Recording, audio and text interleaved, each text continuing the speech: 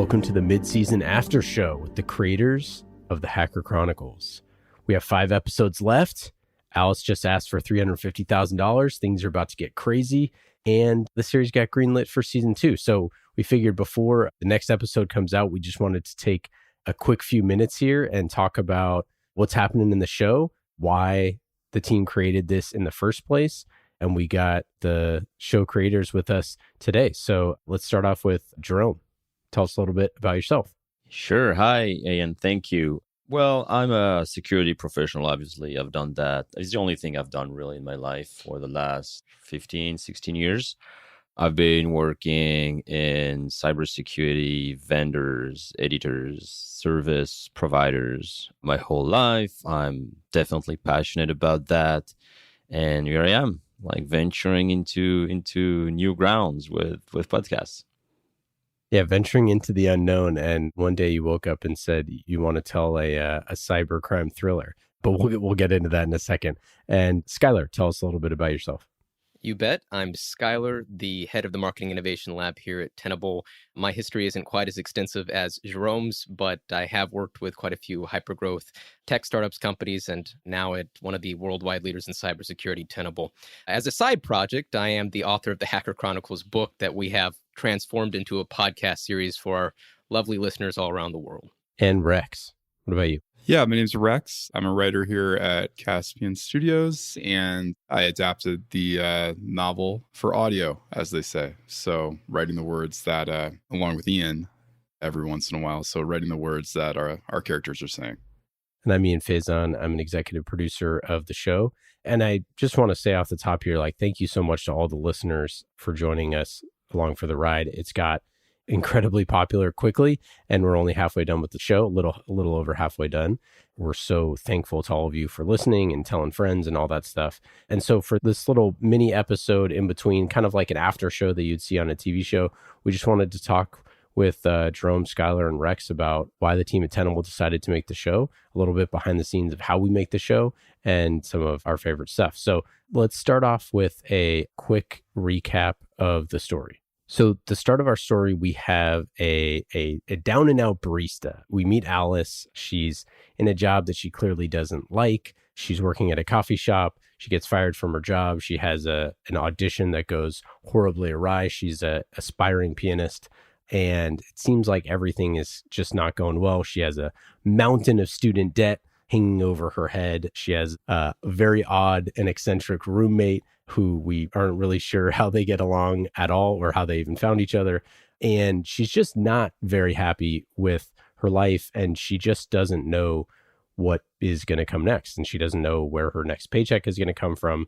And she has this slight, tiny background in technology where she minored in engineering in college. So we have this person who doesn't really know what to do next. And she has 2 friends who we just know, her internet friends that we come to know very well, Jeannie and Falcon. And Jeannie says, hey, have you ever looked into cybersecurity? And so thus Alice tumbles down the rabbit hole and discovers a world of cybersecurity. She learns about the dark web. She does a bunch of research. She talks to her friend.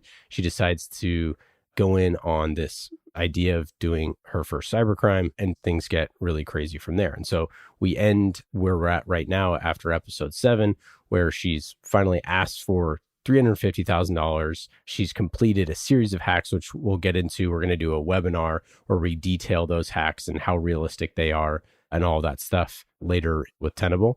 But she's got some success. She's finally asked for money, and that's kind of where we sit right now. So I'm curious, Jerome, this person, Alice, this topic, this wannabe hacker, why did you decide to create this show? I think there's a combination of factors. We've been working in cybersecurity for a few years now with Skylar. We've tried a lot of tactics to promote cybersecurity, to engage with our communities and try to pass on some of our knowledge. What we're saying, and it's a shame, what we're saying is that cybersecurity deserves to be cool, right? It's a nice industry. It's a nice activity. There's many things going on. And what we're saying is that we think, poorly advertised. We all have the same views and misconceptions sometimes about hackers. They all look the same. And we wanted to give people a accurate, I'd say real life kind of glimpse into the lives of hackers. Who could be a hacker? Are they really super evil, bad people? Are they closer to us than we think, both geographically and from a moral perspective? And so we thought, okay, we have an opportunity to actually do something different. We're lucky enough to work in a great company at Tenable that gives us a lot of freedom of action there, because it's not an easy pitch. Like when you come to your boss and you say, you know what, we'd like to write a book or a podcast about hackers with more of an empathetic look at them, at what they're doing. Well, when you're a cybersecurity company and you're spending your days fighting cybercrime, it's not that easy to sell internally. But yeah, they saw the value that people could get from the show as a series of lessons, of cybersecurity awareness lessons, so that people are better prepared against the threats that are unfortunately plaguing our virtual worlds. And so, yeah, we started that, I don't know, Sky, a few months ago, maybe a year ago, thinking about all of this and how we would actually implement that. So, yeah, here we are. And the personas we've used, like everything we're doing, we're trying to be accurate. Like we can't go into too many details about what she's doing, what people are doing, of course, because, well, that would be too long. That would be probably too boring.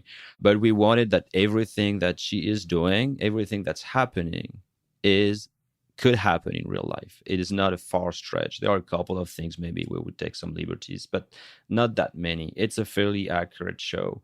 And from a human perspective as well, like the fact that Alice is tortured probably between what she's doing and her values in life. I mean, those are real things. And that's really the mantra we wanted to follow with that show. Yeah, I think one of the things that drew me to the story from the very beginning was this idea that it's accessible, that this isn't quite the girl next door or the person next door, but this is something that people do. These type of hacks are accessible. This ransomware that, I'm going to go spend $500 and buy this thing and see what destruction I can cause, or in her case, like how can I make a quick buck, like that this stuff happens regularly and that people do decide to do this every day. And I think I'm curious, Jerome, like how realistic is this stuff? Like, could this happen? Like, does this happen? Oh, most definitely. It does. It can. It will. The show has a real authenticity to it. I think like I said before, we take sometimes some shortcuts because we can't explain everything, but we will have some follow-up webinars where we can go into the details of what's happening and isn't told explicitly during the show. But all of that is, again, accurate, can happen, is happening in real life. And that's probably why we as a society are facing so many cybersecurity issues. Like the bar to be able to implement some fairly sophisticated attacks is very low today, right? You have prepackaged tools like she's using that can be leveraged to launch attacks without any prior knowledge, or I'm pushing that a little, but with very little knowledge. And that's one of the motivations why Tenable allowed us to do this, right? Because it's a company that feels it has a responsibility towards society. We are all about prevention. So avoiding that bad stuff happens, right? Before they happen. And this is part of it. It's a small stone to that edifice.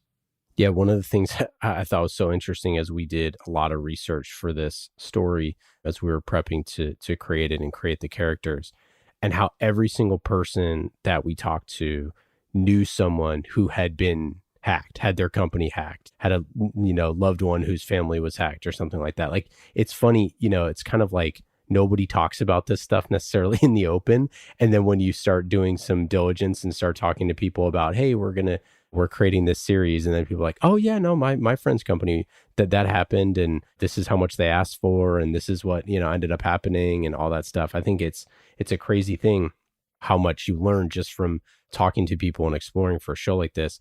Skylar, I'm curious, as you were writing the novella, as you were thinking about this character and the characters in this story, like why a barista? Why this person living in New York City? Who is Alice? Well, I'll try not to let my personal bias creep into this of enjoying writing in coffee shops. But as Jerome alluded to, we wanted to ground it in a relatable reality. This is somebody who is looking for a better life, and that better life simply isn't coming fast enough. She feels she has her back against the wall. She's six figures in student debt, something that's all too common nowadays. And she arrives at a point mentally where she feels that she no longer has the luxury of being quote unquote good. And I use the word luxury deliberately here because in a civilized society, most of the time it quite literally pays to be good, or at least to get along with and respect the laws. And she, for better and for worse here, feels that she can no longer abide by those. And so whenever that opportunity lands in her lap, she seizes it. Mentally, emotionally, she's at a place where if you fail enough times, you start to think you yourself are the failure. And that's why she's willing to bend her own rules, her own morals, her ethics. And I think it's also indicative of a larger kind of societal ethic, right? I'm remembering those early 2000s ads where they were trying to get through our heads that, hey, pirating music off of Pirate Bay or LimeWire, whatever it was back in the day, is just as bad as, well, you wouldn't steal a car, you wouldn't steal a radio, you wouldn't steal XYZ, right? And even if we've come a long ways, almost 2 decades since then, there still is that pervasive mentality in society where, I mean, just take, for example, if you hear that hackers stole $1 billion worth of Bitcoin, you might kind of furrow your brow and say, well, does that have anything to do with the whole NFT thing? Oh, that's cool. Okay. If, however, you had that same crime, but it were physical, let's say someone breaks into the Federal Reserve and steals $1 billion worth of gold bars, that is going to be on the nightly news for the next year. And so that is obviously reflected in her own mentality and her own subconscious and being able to justify this, to rationalize this for herself. As a quick anecdote, I heard from a listener that said, I don't know how I feel about Alice. On one side, all these things she's doing is absolutely horrible. It's detestable. But at the same time, I can't help but maybe not empathize, but at least sympathize with her position. And I said, well, great. I guess that means we're doing our job here. And in fact, if it makes you feel any better, I don't know how I feel about Alice. And as a writer on this show, this is something that we're striving to achieve, that thin gray line there, where the second we start to think, oh, she's completely justified in what she's doing, she's a good person, or the opposite of that, when we lean one way too far or the other, it's time to kind of pull it back and insert a little more ambiguity into it. And we're trying to take that audience, our audience, to a place where they're a bit unsettled and at the same time understanding. Basically, in a sentence, I wouldn't do that, but I understand why she's doing that. Yeah, I think she's a 20-something in society with a bunch of student debt, and she thought she wanted a career, and turns out that might not be the path. She's been doing something for a decade, and it's not working. But she feels brilliant, and she feels like she's destined for something greater, and she doesn't know what that thing is. And she's broke, and her brother is annoying and more successful, and her roommate is annoying. And her two of her best friends are people that she's never met before. I mean, Rex, can you kind of talk about Alice's world and writing the world around her and trying to find these commonalities between all of us? I think with Alice, she's in her 20s. We've all been there, even if it's not in your 20s, where you're trying to figure out your place in the world or things aren't working out. And, I think one thing with Alice especially that makes the idea of a cybercrime maybe a little more intriguing is that Alice is also someone who lives her life. She lives her life a good amount on her computer or on video games, playing video games with Genie and Falcon. And it seems to me, and I think it's up to the listener and to know this for sure, but it seems to me that Alice prefers the ease of those relationships versus how complicated, for lack of a better term, real life can be. Her brother pushes her to do something else. Her roommate, Katie, wants to be her friend, but is frankly kind of annoying. She has this job that's terrible. Alice's financial burdens keep her from performing. She has stage fright because she's too stressed out about her day-to-day existence and how much money she has. So I think it's all, like, from my perspective, at least, like a very relatable thing. And whether or not you turn to cybercrime, you probably don't, but you probably do something that when you're desperate, you do desperate things. One of the things that we've seen as feedback, which I thought was really interesting, was people reaching out and saying like, oh, hey, that thing that you put in there, oh, the people reaching out about the golf clubs, like, I had someone reach out to me for that exact same thing recently, or just some of the other kind of plot points. I feel like we did a good job trying to pull as much from our lives living in business and seeing all the stuff around us into this to make it as real as possible with the things that she's doing, the way that she's looking on, stalking someone on their Instagram profiles, on their online, going back and digging through their posts and all that stuff. And again, it seems, I mean, truly creepy, right? Like this is a creepy thing. But Jerome, I mean, this is stuff that people are doing, right? I mean, this is what hackers are doing. They're trying to get information any way they can and get an edge any way they can to do something.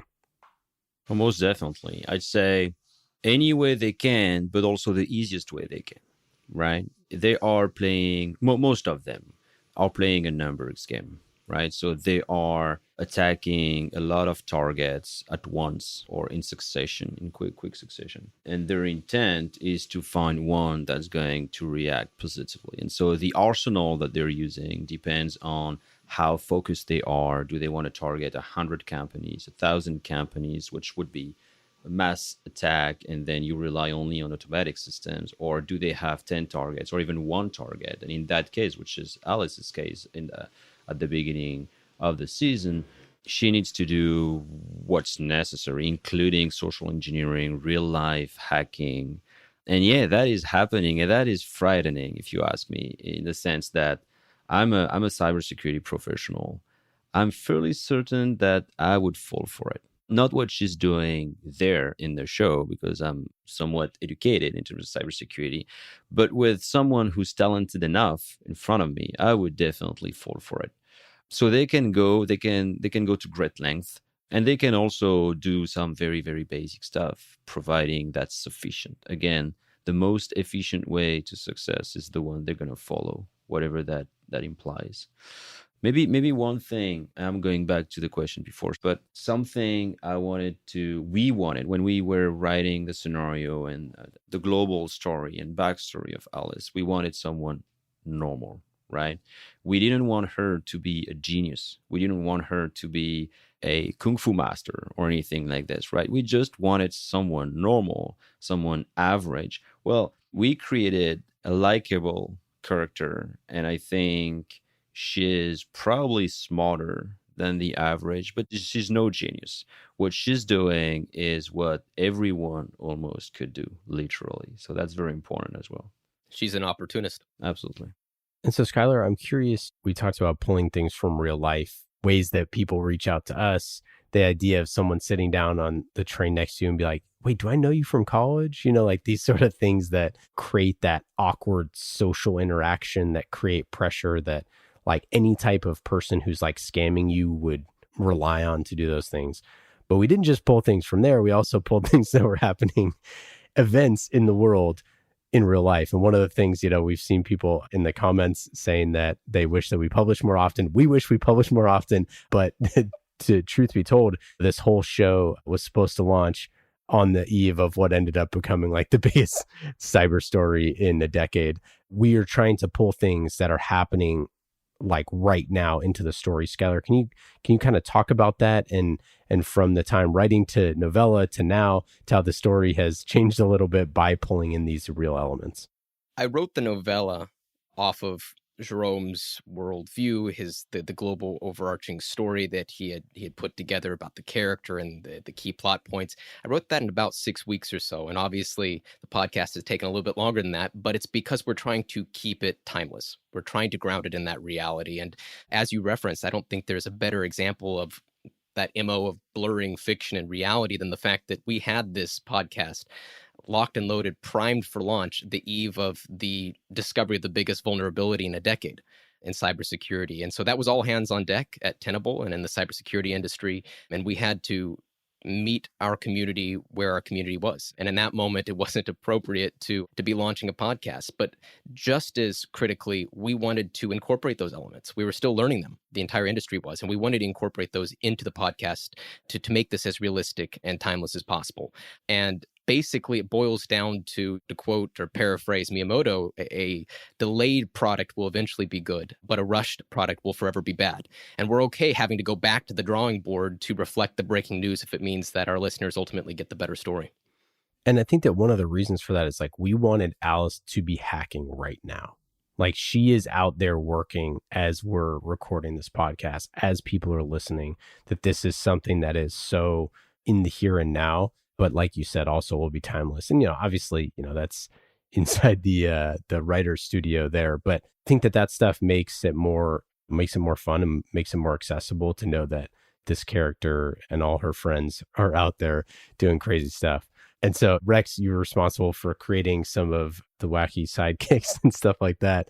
But also, this was your intro to hacking. You were, in a lot of ways, the audience avatar for Alice's On the Rabbit Hole intro to the dark web. What was that like for you as a writer diving headfirst into the dark world? I mean, before we started talking about this show, all I really knew about cybersecurity was, how to make a nice, strong password. And now things are very different. And it's funny that you say this stuff about the dark web, Ian, because I don't know if y'all remember this, but when I downloaded Tor, which is the browser that you use to access the dark web, I sent an email to Jerome and Skylar and I asked if it was okay to go on the dark web at my co-work space because I was nervous that I was going to get hacked or do something dangerous. It turns out the dark web is a lot like the regular internet in a lot of ways, except it's a lot slower. And, if you know where to go, you can find some of the things that Alice is looking for. I personally have not. My bank account is still just the same as it was beforehand. I haven't gotten into hacking just yet. But it's been really interesting because obviously, Alice has a minor in computer science, so she has some knowledge so that she can learn things quickly, and she has some natural talent. But the thing that's most amazing to me is, this is a weird thing to say, but just all the things that people can do. This is a whole world that I had no idea that it existed. And obviously there's a lot more to the dark web than just hacking. Like people use it, like democracy activists, people in countries with repression, things like that. But it's been really cool to see. And, Jerome and I were going over a case study yesterday for something that we're using for the rest of season 1. And I felt really proud of myself because Jerome was talking like in some very technical terms. And I was like, yeah, I get this. I understand it. I get what's going on. That was a cool feeling. Yeah. That's the goal. And I think it's an important point for this story, which is we wanted to be able to tell a story that's like 101 level, but also has like 301 and 401 elements, which is a tough thing to do. Like there's a lot of stuff that will go over people's heads that's super technical, or like an offhand comment that's very technical, but the cybersecurity people know exactly what that is. And then there's other stuff that is just kind of I don't want to say a regular story, but a Hollywood style story. And just like you would see on Netflix or Hulu or wherever. Yeah, and I was just going to say, it just occurred to me, if you think about the show, with Jeannie mentoring Alice throughout the show, right? And so we start out with this intro to the dark web and the ransomware software, and it gradually gets, with each explanation, gets more and more technical. And she's talking to tech support, and that gets a lot more detailed, and the show will get a lot more detailed and technical as it goes on. And I think that kind of mirrors our experience with the show, is Jerome and Skylar giving us this basic intro to the dark web. And as we go further and further and further, we all understand a little more about what's going on. That's kind of cool. I hadn't thought about that. We've been lucky, and we're super happy to have been working with you guys, because like you've been genuinely interested into understanding that world, right? You're not just writing on something you don't care about and you're doing your job, but you are making a point, understanding what we're talking about, and that makes the story so much more realistic. Well, geez, thanks. I mean, I think that all of us really love these characters and love this story and think that this is important work that people want to talk about. Skylar, to your point earlier, how many bank heist movies are there versus how many cybercrime thrillers are there? I mean, there's, virtually none. There's a lot of like true stories that are told in a dramatic way, but there's not a lot of fictional stories told in this way. And that was one of the things that we wanted to put out there and to tell a story that is really easy to understand and to dig into of like how this can all happen. And the technical details. So Skylar, tell us about this webinar, because I think that this is one of the things that is so cool that we can do as a companion to this show, is to actually bring on the technical guru that was behind the scenes working on a lot of these technical aspects and bring it to you in a webinar to understand how all these hacks happen, how realistic they are, and all the different pieces of that. So tell us about the upcoming webinar.